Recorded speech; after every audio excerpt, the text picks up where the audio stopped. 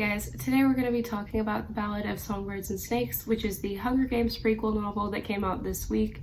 It's about President Snow as a kid. He's like 18, he's a senior in high school, and he's entering into this mentorship program where he's going to mentor a tribute in the 10th Hunger Games in hopes of getting a scholarship to university. I'm going to split this video into spoilers and non-spoilers, so if you don't want to see any spoilers, you can skip to this time. But if you don't care about spoilers, I'm going to talk about spoilers now. So the main questions I want to talk about in this video are, was this a good origin story, and did this book add anything important to the Hunger Games as a series? So the first thing I want to talk about is the pacing of this book, which was just not good. I thought it was extremely slow, and there were some really good scenes in there. Like, there were some really entertaining things to read, but there was just so much space in between those scenes where it felt like nothing that important was happening, and it was just really difficult to get through at points because it was moving so slowly. I do like Suzanne Collins's writing. I think she's a great writer, but it's just, this book just needed to... In the first page, we find out that President Snow's family is dirt poor now. They're barely getting through, and he's broke as hell.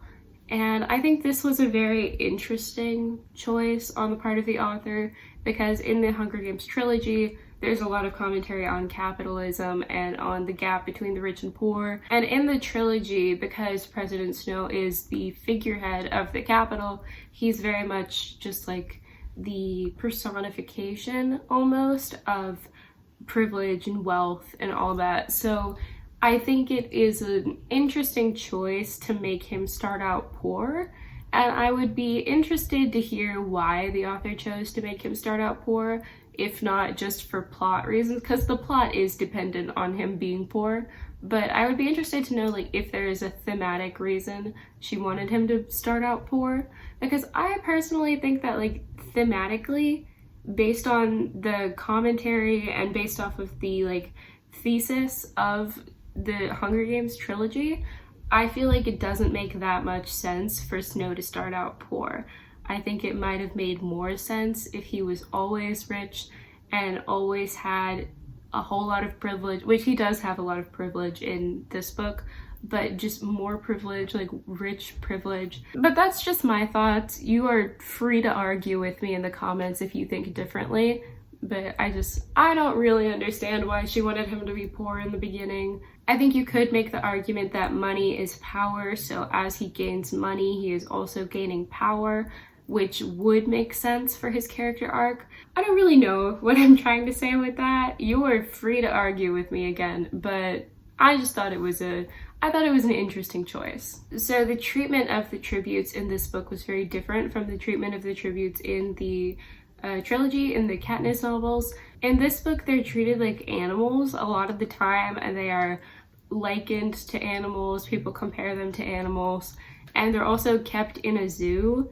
And whenever they get hurt, they're seen by a veterinarian instead of an actual doctor, which, okay, it made me very uncomfortable, but on a commentary level, I do understand why she did it, because I get that it's like supposed to be a statement about the way that the people in power view the people below them, but it did make me uncomfortable. But I get it, but it did make me uncomfortable. I thought it was a bit much, but I get it. But it was a lot. Lucie Gray is the girl tribute from District 12, and she's the tribute that Snow is assigned to mentor. And she does have manic pixie dream girl energy, but I still like her though. I still thought she was fun to read. She's from like a circus troupe, like a traveling circus act, and she wears like fun colors and ruffly dresses, and she sings a lot, and she likes snakes.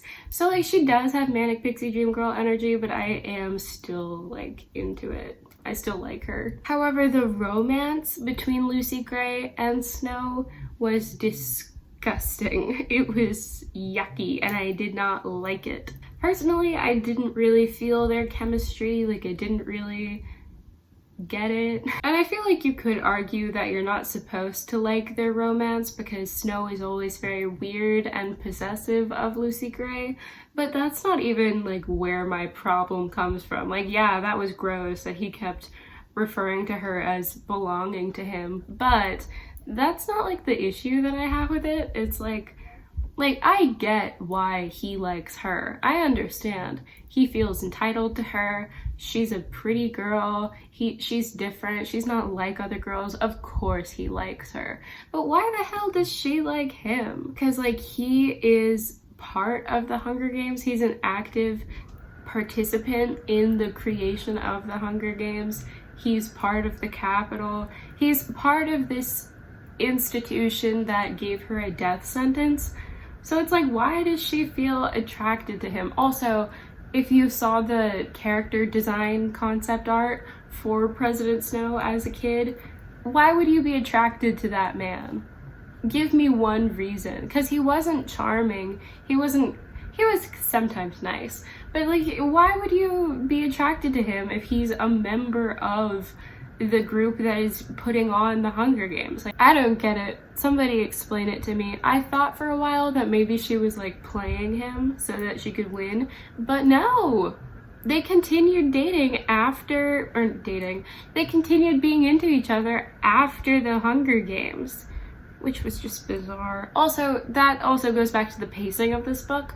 The Hunger Games is over by like 65% of the way through the books. The Hunger Games is over. And you still have to sit through. Anyway, my point is, I don't know why Lucie Gray was into him. It makes no sense to me. But you do you, girl.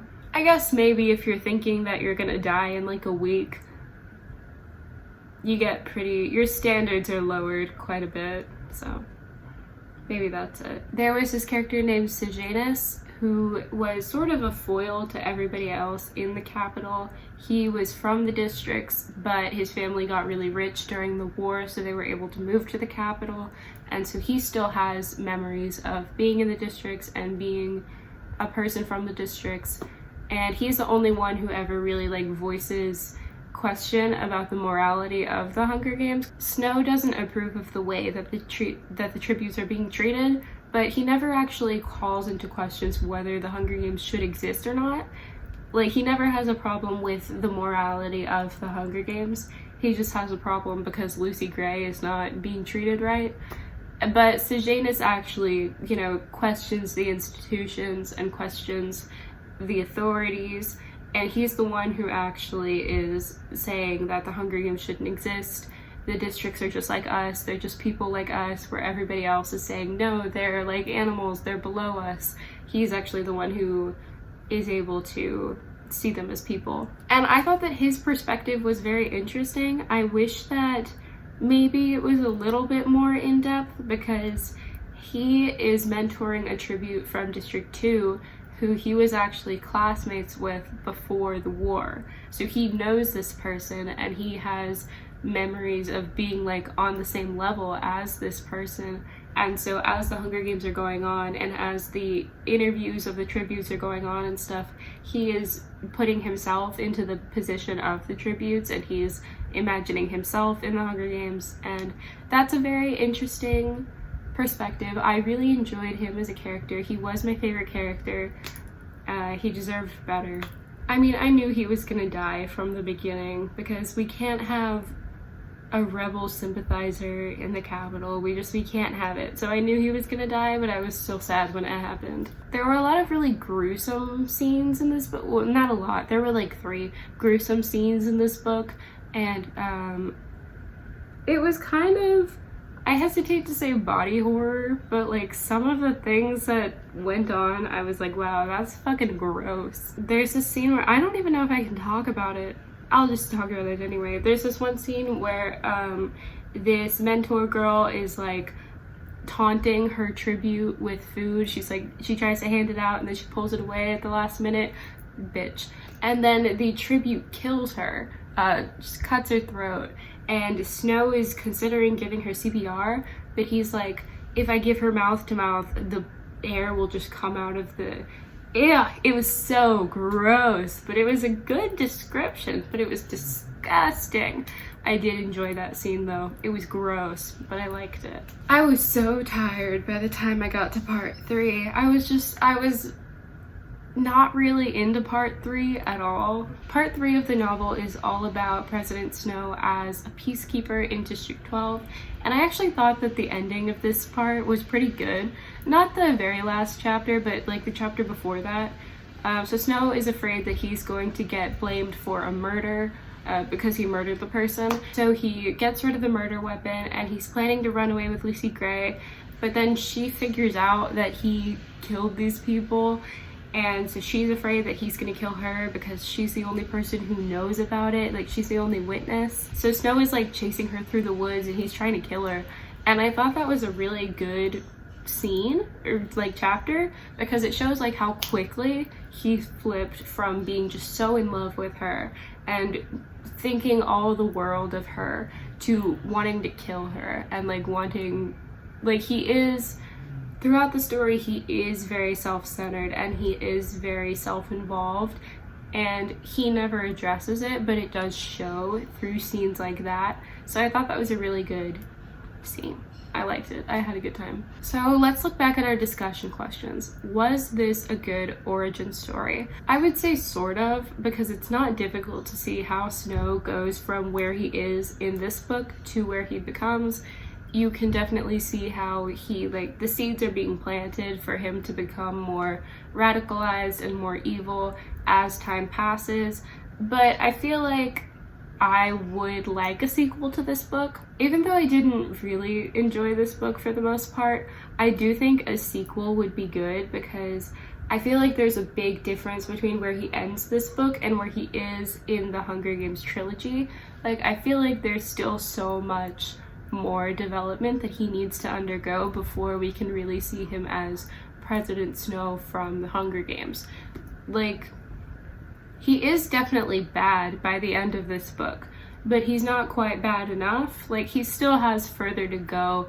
He still has lower to fall before I really am convinced that he is evil dictator material. I think it would be really interesting to see a sequel where he is climbing the political ladder, he is moving through the political sphere in the capital, and he is just slowly becoming worse and worse, and he's resorting to violence and poison, and he's just becoming more and more obsessed with power and with control and wanting to be in charge of everything. Because there is a paragraph in this book where President Snow is reflecting on what he liked about the war, because they have to write an essay about it or some shit.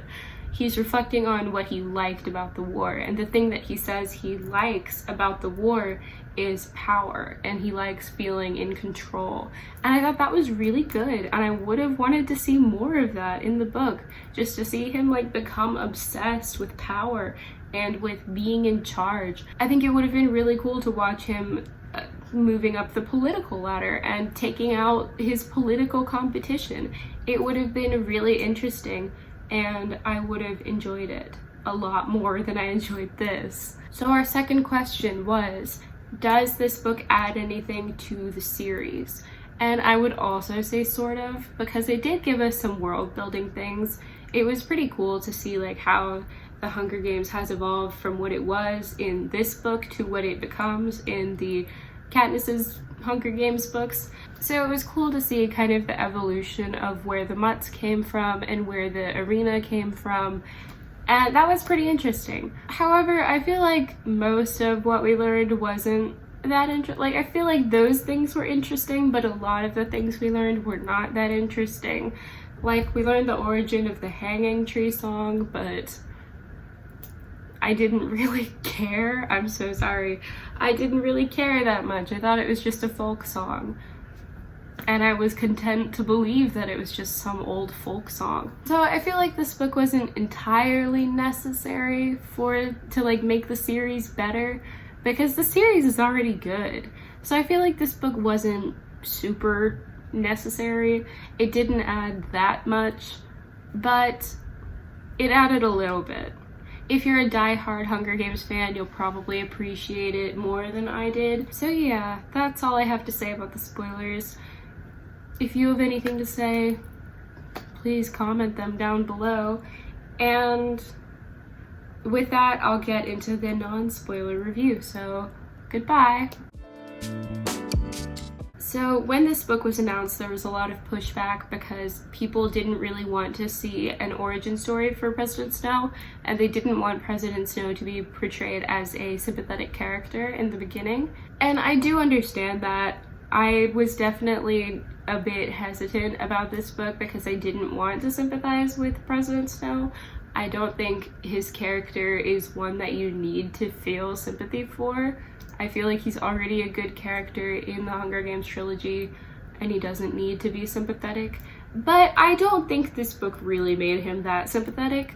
He was kind of sympathetic in the beginning, but as the story progressed, he was less and less sympathetic. He started to kind of show his stripes a bit more. Even when he was doing good things and even when he was being nice, he was doing it for personal gain. So he didn't really feel that sympathetic for me, at least. So I wouldn't worry about that if you were worried about that. The pacing of this book is not very good, in my opinion. It was very slow. It felt like not a whole lot was happening for a long time. The Hunger Games themselves are a very short part of this book, and even while they're going on, they're not that interesting because you're watching President Snow watch somebody else compete in the Hunger Games. So it's like you're watching the Hunger Games from the least interesting perspective. This book does talk a lot about the war and the aftermath of war, which I thought was really good. There was some commentary in there, which Suzanne Collins always has some kind of commentary in her books, and I appreciated that. I thought it was good. It was well done. And we also get to see a bit of how the Hunger Games started out versus how they are in Katniss's books in the future, which I thought was really cool. I thought it was interesting. However, this book was just so slow that it was difficult for me to stay interested for a long amount of time, and yeah, that wasn't great. In all honesty, I wouldn't really recommend this book unless you are a huge Hunger Games fan and you just want any Hunger Games content you can get, because it just wasn't interesting for a lot of the time. It felt like nothing was really happening, and it was just kind of hard for me to feel invested most of the time, which, yeah. But there were some really interesting scenes. There were some really entertaining scenes. So if you are a huge Hunger Games fan, you'll probably enjoy this book. So that's all I have for you guys today. If you enjoyed this video, please leave a like, comment below what you thought about this book if you've read it. And if you really like this video, maybe even subscribe. That's the end.